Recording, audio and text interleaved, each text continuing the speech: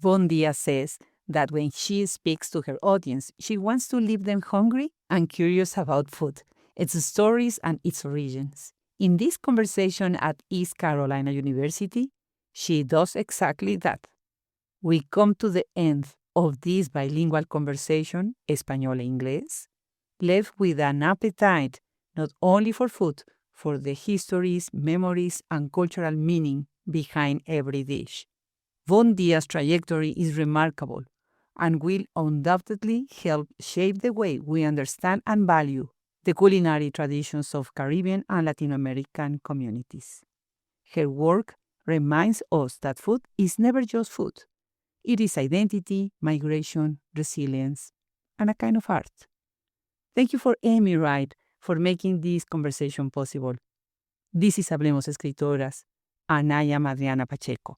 Welcome, bienvenidos, y qué sabrosa conversación estamos por compartir.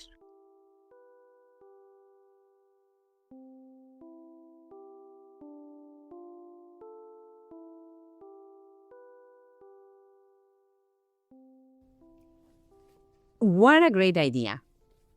Emmy Wright simply sent me an email, and she invited me to North Carolina. And this is my first time here. Welcome. Yeah, thank you. And I am very surprised. The state is beautiful. The city, Greenville, beautiful. And this university, East Carolina University, it was a surprise for me. Mm-hmm. Yeah, because I thought that it was going to be a small university. And I am so happy that Amy invited you, Von Diaz, Thank you. to be here with me at Hablemos Escritoras. I'm going to say that you are not the first cook I have at these microphones, but you are some of the few writers about food. Mm. But there is something behind your writing that I was completely surprised. Politics about food. History about food. Welcome, Von. Thank you for coming all the way to Greenville. ¿Cómo te fue de camino? ¿Manejaste mucho? Sí, manejé bastante bien. Yo vivo en Durham, así que queda como que hora y media, 2 horas. 2 horas. Sí. O sea, estuvo lejos, ¿no? Bueno, yo viví en Nueva York por 10 años y en Nueva York, hora y media, 2 horas, quizás está en el subway. Así que para mí, que hora y media, 2 horas en carro, también yo me crié en el sur, me crié fuera de Atlanta, así que uno como que se acostumbra a guiar. Exacto. Cuéntanos sobre eso. Tú eres una escritora del sur. So you are a mix between your origins and the city where you were raised. That's no? right. Yeah, that's right. Huh. Yes, I was born in Puerto Rico to 2 very young parents who met in college. My father joined the Army when I was very young, and we moved to Atlanta. Mm-hmm. And I lived most of my life in the suburbs outside of Atlanta. And then, left for a little bit, went to college in Georgia, California, New York, and then ended up in North Carolina very much by chance. I had a teaching fellowship at Duke University at the Center for Documentary Studies. Mm-hmm. And then I decided to stay here. So North Carolina is my home now. Okay, so but you are teaching now and working here, or you are just traveling when you have events? Because I know that you travel a lot and you are involved in different other projects. Yeah, no, I do travel quite a bit. I have 2 parallel careers. So my Monday through Friday is I'm a senior producer for StoryCorps. We're the nation's largest oral history project. We produce for NPR's Morning Edition every Friday. And that is that's my day to day. That's where all my Zoom meetings are. And then in all of the rest of the time that I have in my life, I do a variety of different food media content, as they call it today. I do a fair amount of writing. I've written 2 cookbooks. I'm working on a proposal for another. I'm ideating yet another novel, or my first novel. But I write and develop recipes for a number of publications. Yeah. And when I'm lucky, those assignments take me to really cool places. But tell me more about StoryCorps, because StoryCorps is like a big thing. Now it's started very small, I think. And also NPR. NPR is the people that don't live in the United States. In the United States, NPR is like the channel for culture history, traditions, and food? Sure. Yeah. So StoryCorps, I want to say, is 22 years old. And it is the nation's largest oral history project. We record interviews all over the country.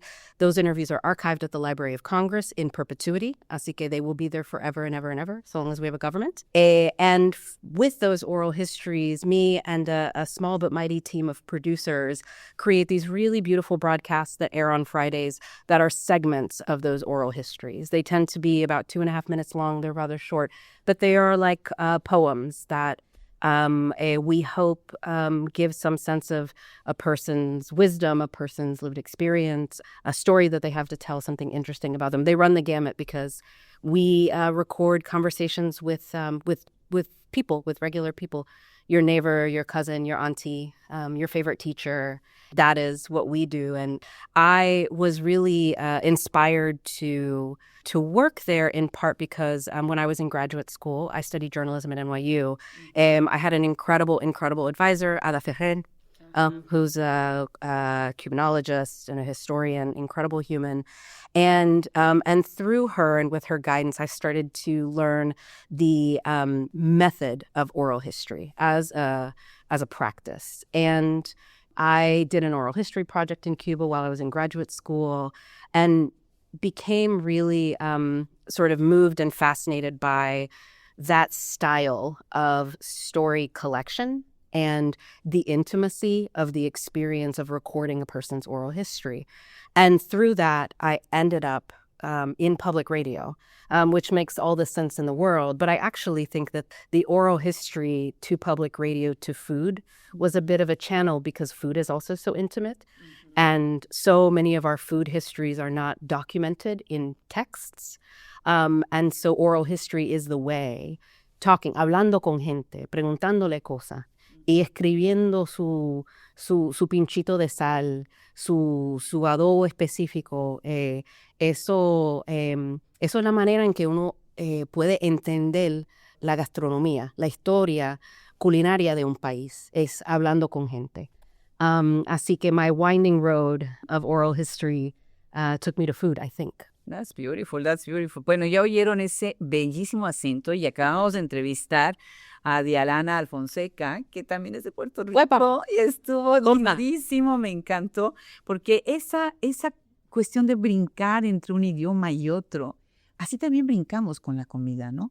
Sí, definitivamente. En Estados Unidos, tú vas caminando en una calle y encuentras un restaurante, no sé, de México, junto a uno de Puerto Rico, hasta uno de Etiopía, ¿no? Y después seguimos a, no sé, a unas hamburguesas.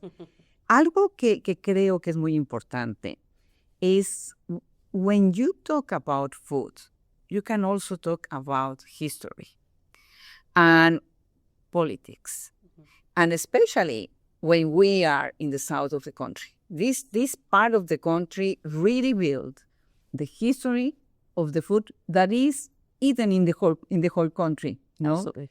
How did you start this idea of digging a little bit more behind the dishes to find the history, how they were brought to this country, and how do you want to really discover? Because I think that more food is coming to the country, no? In these days, no, always. Sí, bueno, todo en realidad empieza con mi abuela. Como muchos de los cuentos de comida que tenemos nosotros, muchos empiezan con la abuela o con la mamá. La primera persona que en realidad te cocinó para ti, te dio de comer. As I was just saying, me crié en Atlanta, pero mi familia vivió en Puerto Rico. Y yo tenía la buena fortuna que para mis padres era bien importante que yo regresara a Puerto Rico cada año. Así que nosotros íbamos Navidad, Thanksgiving, y yo tuve varios veranos en que mi mamá me mandó a Puerto Rico sola a estar con mi abuela y con mi prima hermana, que vivía con mi abuela. Y yo, my family is very working class, again, military family. At that time, my parents were divorced. My mother's a single mom. Super working class kid. I was on reduced lunch in public school systems, right? I was eating sort of the regular food of the average American kid in Georgia, which of course is inspired by the South because I was living in Georgia. Y después por el verano regresaba a Puerto Rico. right? Where I would have this tremendously prepared comida sabrosa de mi abuela, because she was, I think we all think our grandmothers are the best cook. My grandmother was the best cook. She was absolutely the best cook.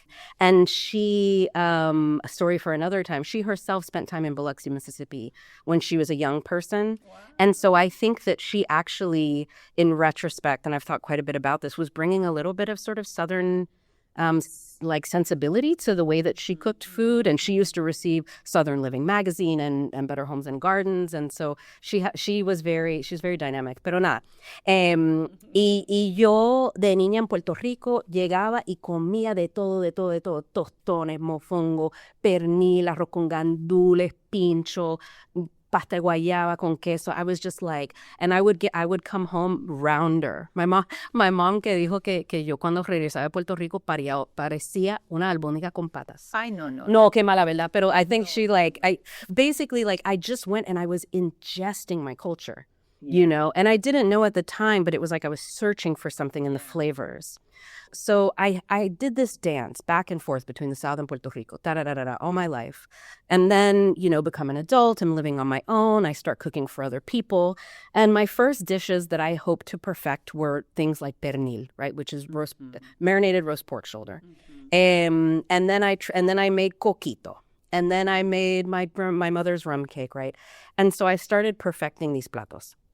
But all the while I was just sort of cooking, regular cooking, just cooking and feeding people, and I like to throw parties. Y sucede que estaba viviendo en Nueva York, finishing up my degree at NYU, y my grandmother was in fairly late stages of dementia due to Alzheimer's. Y el momento en que le dio el Alzheimer's, perdió todo el conocimiento de cocinar. It was like gone, así como un suspiro. And it was a real pain. I mean, it really hurt my whole family because I don't know that we realized it, but her cooking was sort of like a hug to all of us and keeping us in the culture. And so back to your question, I, as a way to do two things. One, continue to develop my craft as a journalist and as a writer, which I didn't identify as a writer, but was told that my writing was quite good and enjoyed doing it to a certain extent. I decided to start a project where I would cook my way through this book, Cocina Criolla, which was published in the 50s, Carmen Valdeuli. It is a cookbook that is on every Puerto Rican's bookshelf. Yeah. And I had her copy con todas sus notitas y papelitos ahí dentro del libro. And I started cooking my way through that book in order to understand how she created these beautiful flavors. Y en ese proceso, yo empecé como así, como Julia and Julia, right? I was like, lo voy a cocinar y cuando pueda voy a cocinar para mi abuela, para que ella lo pruebe. Me dice, sí, lo hiciste bien, whatever. And then the book became more like an archival.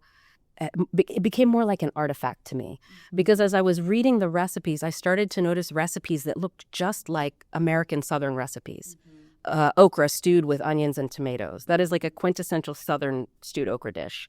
Fried chicken. And then also like certain ways of preparing pork that I was like, this just really...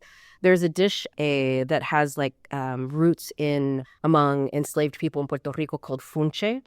That is just like fufu in Africa, and it is just like grits in the South. It's a cornmeal mush, right? And so I started to see the intersections between the people, the culture, and the movement of people and culture, ingredients, techniques, and dishes from Africa to a community of colonized indigenous people mixed up and then also translated back into the South. And that's when I started to understand better the kind of that I could be of these two cultures that had so much synergy, and the way that food helped tell the story of the intersection between those places. Yeah. Because the Caribbean really was was such a central physical location for the transatlantic slave trade and for this hybridity of cultures, each sort of distinct, dependent on colonizer, right? That was so incredibly influential to Southern cuisine in really magical ways. And today we know that Southern cuisine is the most, if there is an authentically, purely American cuisine, it's Southern cuisine. And it was informed by this movement of people. But do you think that that food has been double colonized, has been colonized again? Because many times they couldn't get the ingredients. So they brought this from Africa, and then it came to the Caribbean, and from the Caribbean came to the United States, the southern part of the United States, and voila, they couldn't find everything. So, but they had idea of the recipes, and they have to use what they had in that time, handy. But at the same time, here comes the chefs and the restaurants, and they exoticize the dishes, no? Because I have seen that with the Mexican food, no? And so it's they are colonizing food again, no? Now doing this, making this, preparing these dishes, cooking in a way that is more marketable, no? That they could sell this food to people. And not the original dishes. So what do you think about this? That is transferring. I think, si me preguntas a mí como puertorriqueña, yo te voy a dar una respuesta distinta que una persona que es de los Andes o del centro de México, donde la relación, la conexión con la cultura indígena es algo bien, súper presente y vivo. En Puerto Rico, la cultura puertorriqueña is a hybrid. Puerto Rican culture, we are a mash of all of these things. And our food, subsequently, you can't really distinguish which is the African, which is the indigenous, which is the Spanish, which is the American anymore, because it's all sort of come together. And the way I personally see it, and maybe this is sort of a way that I am reclaiming or claiming a more powerful heritage with agency, where I see the practice of hybridizing, fusing, and evolving cuisine as something that is deeply creative and demonstrates the profound adaptability of human beings. Something that we know is a thing that makes humans distinct from every other creature in the animal kingdom, right? Is our capacity to adapt, to recreate, to reform, and to use what we have available to not only survive, but to thrive.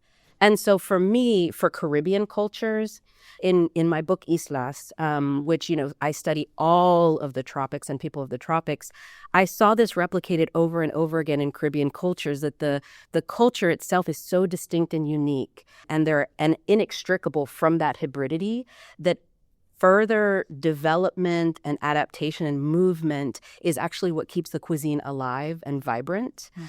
So I don't see it as a colonization. But again, si fuera de los Andes, I would have another answer for you based on what's happening in that region. But the Caribbean is just such a distinctly mixed place. Already. Yeah, I like that answer. Yeah, and coming from Mexico, for us, I love food. Me encanta comer, me encanta cocinar. Te hago una pregunta. ¿Tú has conocido a una persona que no le gusta la comida? Sí, fíjate que sí. Pero creo que como una o dos, pero sí. No, pocas.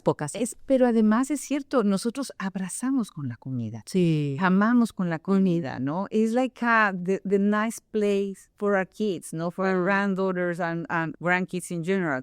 But when I think about food coming from Mexico, y yo vengo de Puebla, o sea, la ciudad colonial de la comida colonial, que fue la mezcla de la comida indígena, la mezcla de la comida francesa, la mezcla de la comida española, y después llegaron los árabes, los libaneses. Entonces, esa es la riqueza de una comida como la poblana. But also comes something with the class. Yeah, for example, for the dishes we used to cook, no, the talavera de la reina, those plates beautifully made, no, that came from Spain. And there was like a culture of people serving you, cooking, no, we had these cooks that they were indigenous mostly, and they were in the kitchen. So how do you feel this relationship between the native, the indigenous, coming from all the continent, and being translated in the United States in a different way? Because many people forget the indigenous were the basics of everything. And you were in Mexico. I know that you were working also with other chefs. And now you have to tell me also the difference for you between the word cook, because you always say that you are a cook, you are not a chef. So why you are not a chef? What is the difference between a chef and a cook? And how we can really remind these people that indigenous, native is the basics of our food. Bueno, amplia pregunta. I'll start with the relationship to indigeneity. Eso es algo que para los puertorriqueños es un espacio, diría yo, medio doloroso, porque en realidad la herencia taína es algo que es bien lejos para nosotros. Sabemos que, por ejemplo, el yunque, el rainforest de Puerto Rico, es como que el asiento del rey de los taínos, ¿verdad? Tenemos símbolos, tenemos una herramienta súper importante, el pilón, ¿verdad? And a pilón, to speak about this just a little bit, a pilón is one of the oldest types of culinary dishes that you see all over the planet. It is a mortar and pestle. It is an object that you put things in and you pound or mash or grind. There are hay un mocajete en Mexico. Like all over the world, you see different forms of mortar and pestles. But it's just the most basic need. I need to crush something. Exactly. This is the thing to crush it. Yeah. So en Puerto Rico, el pilón es un símbolo. Lo ves por donde quiera. Lo ves en arte.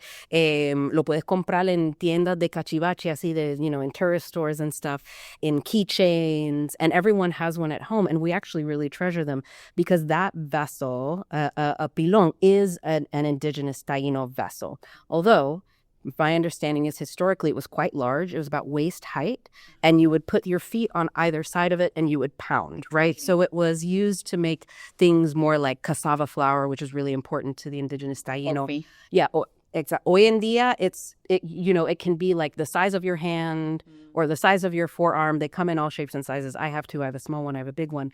But that is, if there is a way that many Puerto Ricans maintain that tether to the island and to our culture, it is by using that tool.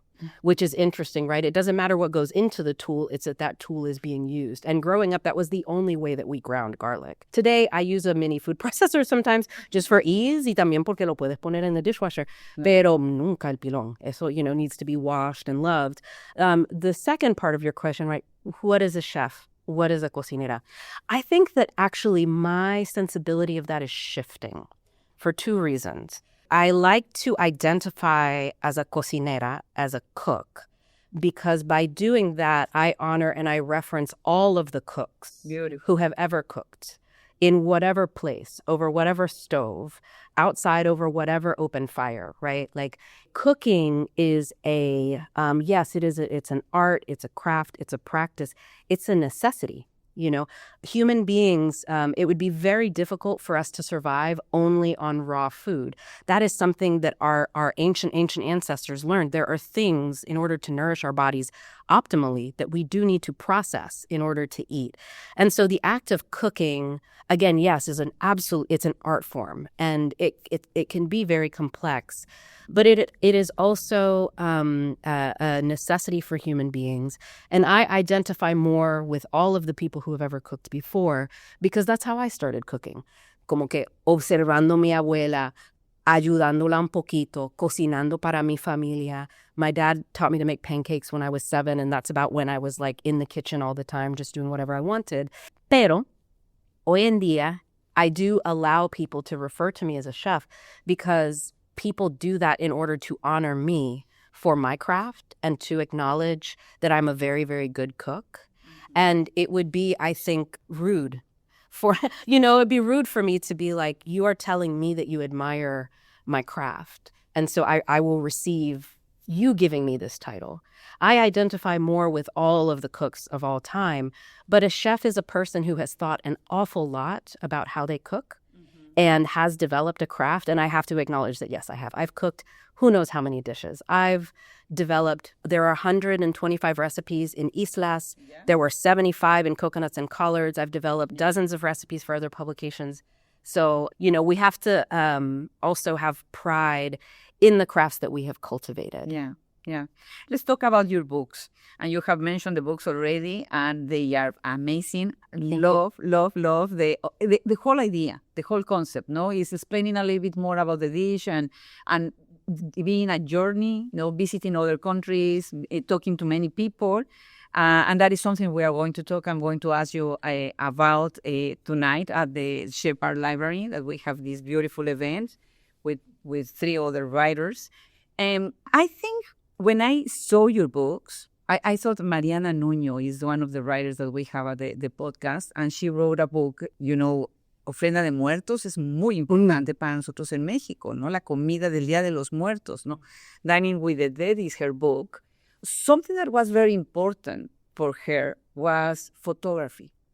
No, because many times the dishes, they don't look delicious, but they are delicious. No, many times it's not like, really, Como el mole negro, por ejemplo. Sí. Exacto. ¿No? Y la diferencia, por ejemplo, yo siempre hablo de la diferencia entre el mole poblano, que es colonial, y el mole oaxaqueño, que es prehispánico, ¿no? Que son cosas distintas, hechas con distintos chiles. But the aspect is like, really, is that chocolate or is not chocolate? So tell me about the whole process of these books. First in the team that was working with you for them, and then the journey of really traveling and going to places and visiting kitchens and talking to women, especially women, also men, but women too. Especially women. Coconuts and Collards was my first book, and it came out in 2018. And ese libro es mi nena. I think we all have a project that is very special to us, and I've been told that all artists start with self-portraiture.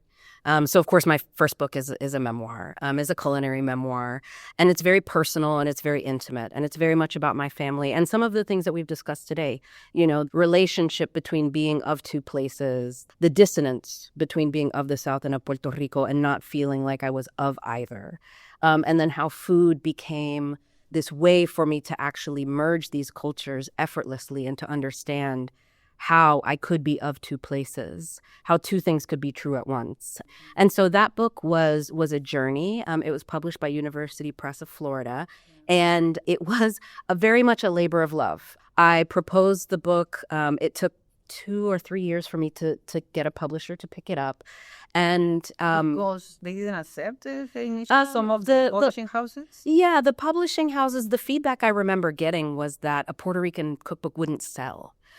They said that explicitly and also subtly. Again, we're talking 2016. I still think they were wrong because clearly they were wrong. It could sell. But I did have to do the extra effort to insist that it would and that it could.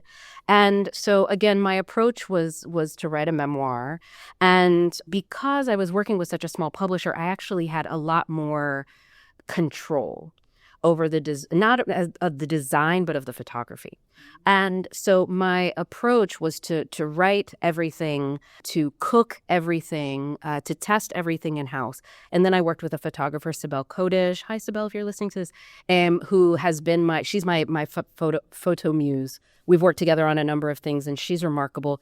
She came to Puerto Rico with me. We shot all this gorgeous photography of the island. Yeah. And all of that photography happened before Maria.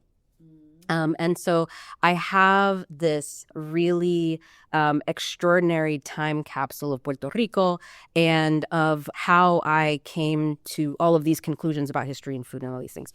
Islas is a whole other party. Because for Islas, I was able to work with Chronicle Books, which is a major publisher, and I had a lot more, I had a much bigger budget for the design, but also for the photography.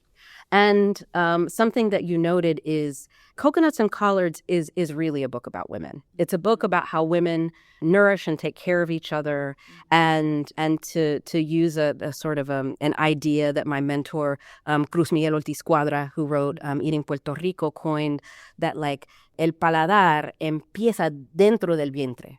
So it's like our palates start in the womb. And so that book is really sort of an homage to that idea. Islas was me taking that idea and seeing if it was relevant in the entire tropical region. Because as I traveled, I'm very lucky to have been able to travel a lot, I started to see similarities in different island cultures across the planet. My first other island was Cuba. Cuba y Puerto Rico, dos alas del mismo pájaro. Y lo ves ahí cuando estás en la isla. Dos alas del mismo pájaro. Sí. Eso poema súper famoso.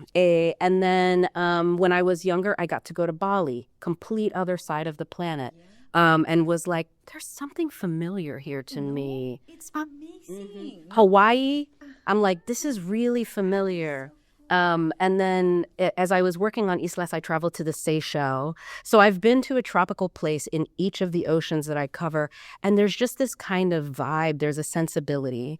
And I just, as a person, I was a women's studies major. Much of my work has focused on the work of women, the invisible labor they perform in nourishing and caring for families, and how so often the keepers of culture in every society are women.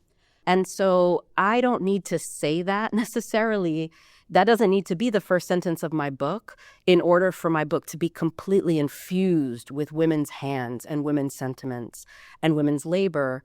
And so organically, as I started working on the project, I was just like, oh, okay, otra mujer. The people that worked on the book were, I worked with 5 photographers, 2 recipe developers, and then 2 like sort of editorial assistants. Only one of the people in that group was a man, and he's amazing. His name is Riha, and he is a photographer based in Madagascar who had experience working with people from the Vezo tribe who live in a very remote village that is only navigable by water. And so I needed him. He was my guide. I was like, I need a person who knows these people, because we were translating from English to French, from French to a local dialect. And so I was like, I just need a person who can really communicate and take beautiful photographs of people in their environment where they feel comfortable. And he did an incredible job. But it is, I think the ideas of feminism have shifted so much since I was a young scholar in my women's studies program. And, even just understanding simple concepts like marked and unmarked spaces, or the idea of the invisible backpack in terms of privilege, and, these sort of like seminal ideas that you begin with. Today, I don't like I'm not certain what feminism means in this society, but for me, it continues to be an insistence on documenting women. And so I will keep documenting women. And sometimes I document men too. We have a lot of time to make up for, where the invisible labor that women do in the household has not been documented, has not been lifted up as craft. These women are not considered chefs. I want to consider them chefs and cooks at the same time. So I think I answered your question in a roundabout way. But getting to travel to other places, doing field work is such a privilege, particularly in a world where we have access to digital media so that we can experience other places through all these different forms. You can go on social media, you can go on YouTube, watch videos, look at photos, read books, watch movies, and then you can go and see if all of those images and ideas and stories match up to what you're seeing in real life. And then you can come to your own conclusions and come to those places with your experience and sort of draw and ask questions. And it's just to me the most wonderful part of life. Me encanta, me encanta. Qué inspirador, ¿eh? O sea, el hecho de que hayas tomado el tiempo de ir a estas islas, que están, sí, en un meridiano, en un paralelo, en donde todos tenemos un clima similar, exacto, corrientes de agua parecidas, corrientes de viento, que permite que ciertas semillas, los mismos tipos de tormentas, los tipos exactamente, más o menos los tipos de calor y de frío en la misma intensidad. Y me encanta eso. Yo colecciono libros de cocina. I have a beautiful collection of cookbooks. And of course, yours are part of that. Muchas gracias. Beautiful. But you said something that for me is very important. You said, el paladar empieza en el vientre. I have 3 granddaughters. 2 of them are, the mother is Mexican, my son is Mexican. And they eat everything. Amazing. They eat everything. So it's not only that you feed your kids, but also they have to see you eating, no, the art of eating. Háblanos de eso. One part of the conversation always when you talk to a cook is cooking. But at the same time, every time I cook for my family, I love to see them seated at the table, eating the food. Sí. Do you think that food really is changing the culture in the United States, in our food, in the ways that we are building community, and in the ways that we are, somebody can don't be agree with me, but women build that, no? Yeah. That spirit around the table, no? What do you think about that? Well, like I can say con mucha confianza que en todas las culturas en este mundo son las mujeres que son el centro de la casa, el centro de la comunidad, las que preservan cultura y historia en todo el mundo. Not that there aren't men who are also engaged in that practice, but I've seen such consistency in this one area where women, as I said earlier, are the keepers of culture everywhere on this earth.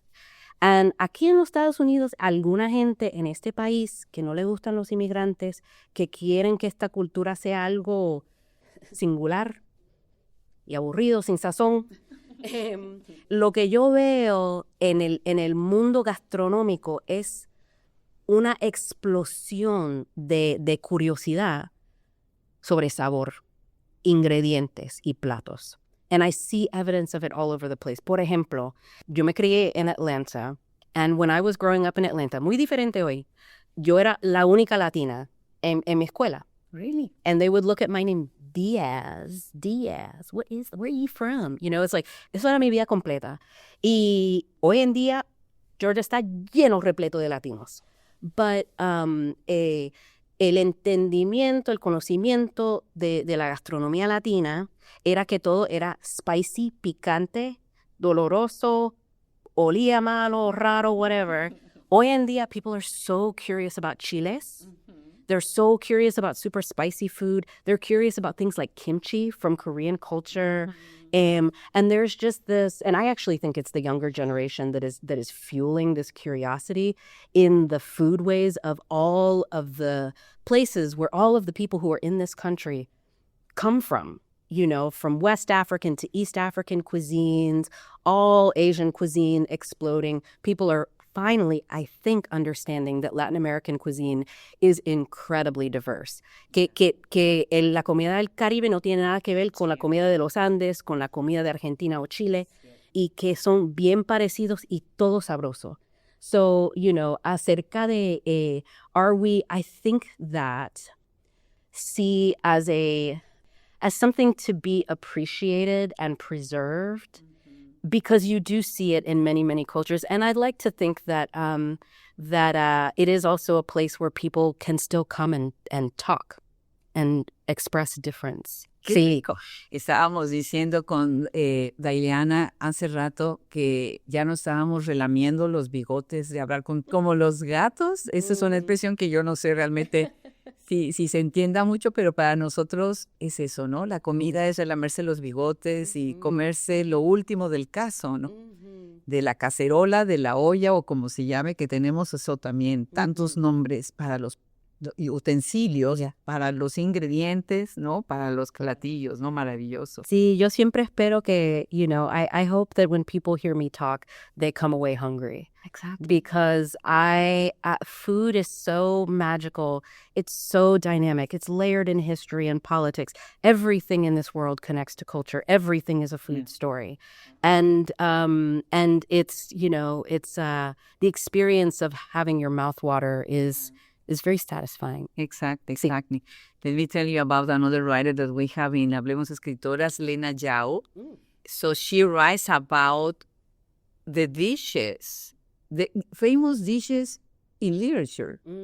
¿Qué comían los escritores? Y los escritores escriben sobre la comida. Entonces pienso, por ejemplo, en Laura Esquivel. Laura Esquivel escribe like Water for Chocolate, and maybe for many is just a movie, but it is not a movie. It's a novel that has been translated in more languages. De verdad. Written by a woman. No lo sabía. It's amazing, and it's amazing. So the culture and literature comes together, no? Food and books come together.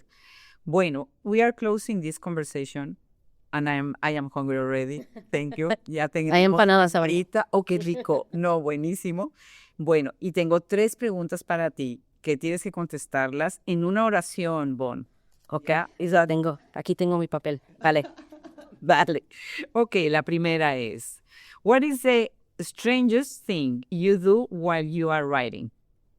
Strangest. I drink so much water. So much water. You are thirsty. Liters.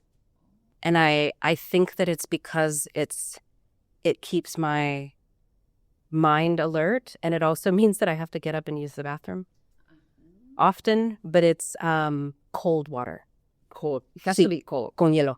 Ah, qué bien. Sí. Muy bien, buenísimo. What was the first piece of advice you received when you were considering becoming a writer? Don't. Do not write. Yeah, please. Yes, no. I never thought of myself as a writer. It came to me, but I do remember early on just sort of being cautioned that it was not only a challenging career, pero medio doloroso. You know, sometimes the process of writing is like giving birth over and over again to each work, and Right. it's complex and emotional. Yeah, so right. Okay, y la última pregunta. Do you think about your reader while you are writing? I am always thinking about my audience.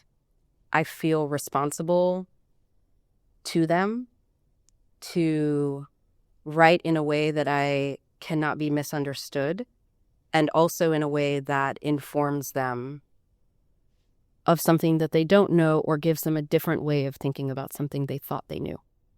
Yeah, nice answer. Muchísimas gracias. A ti. Bon, qué delicia haberte tenido el día de hoy en Hablemos Escritoras. Escribe muchos libros. Ok. Sí, por favor, ya vienen otros 2, pero necesitamos mucho. Ok, dale. Porque hay muchas regiones en el mundo que me imagino que quieres cubrir. Tienes razón. Sí. Te digo que la próxima va a ser sobre desiertos. Desiertos. Wow. Y además, ¿sabes qué? Mira, algo que me pasó recientemente, tuvimos un viaje a México y yo tenía unas ganas de comerme unos chapulines tostaditos con chile, y nuestras visitas que estaban ahí estaban tan horrorizados de verme comer esos chapulines con las patas ahí. Rico. Todo. Me encanta. Así que, ¿qué cosas vas a sacar del desierto? Me va a dar mucha curiosidad. Sí. Gracias, Bontan. Gracias a ti.